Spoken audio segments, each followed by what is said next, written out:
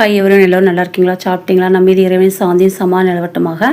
இந்த ஹெஜ் ராஜா அவர் பேசினாலே பொய் தான் பேசுவார்.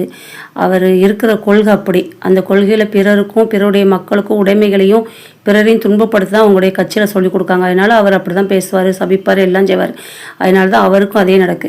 அவர் யாரை வெறுப்பாக கொண்டு பேசினாங்களோ முஸ்லீம்கள்னு, ஆனால் பாருங்கள் அவங்களை கொண்டே இறைவன் அவங்களுக்கு உதவி செஞ்சுருக்கான்.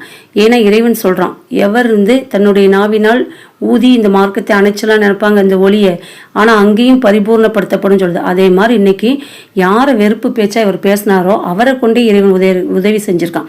அப்போ நாளைக்கு என்னன்னு தன் உயிர் இப்படி இருக்கு, ஹபீஸ் முஸ்லீமை எப்படி வெறுத்தாரோ இப்போ அவர் உயிர் திரும்ப கிடைச்சதுக்கு ஹபீஸ் இதை நினைச்சு அவர் சாவட்டும். ஏன்னா யாரை நம்ம ஒருத்தவங்களை வெறுப்போம், ஆனால் அதில் நன்மை இருக்கும், நன்மை இருக்கு, தீமையும் இருக்கும். இன்னைக்கு வெறுப்பு பேச்சை பேசின இந்த ஹெஜ் ராஜா எல்லாரையும் நாசமாக போட்டோம்னு அன்னைக்கு கோயிலேருந்து பேசப்போய் இன்னைக்கு அவரே நாசமாக போயிருக்காரு. அதனால சாபம் விடுறது பிறருக்கு தகுதியானதான் இறங்கலையே, இல்லைன்னா இவருக்கு தான்.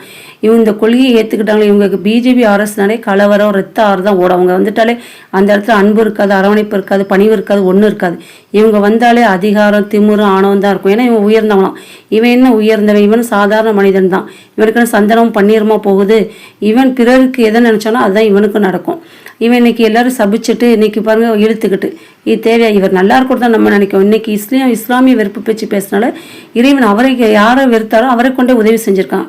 இப்போ அவரை நினச்சி அவர் வாழ்நாள் ஃபுல்லாக சாவட்டும். அதனால் இருக்க வரைக்கும் மற்றவங்களுக்கு உதவ பாருங்க, உபத்திரம் செய்யாதீங்க. உதவி செய்யாட்ட கூட உபத்திரம் செய்யாமல் இருங்க, நல்லது செய்யுங்க.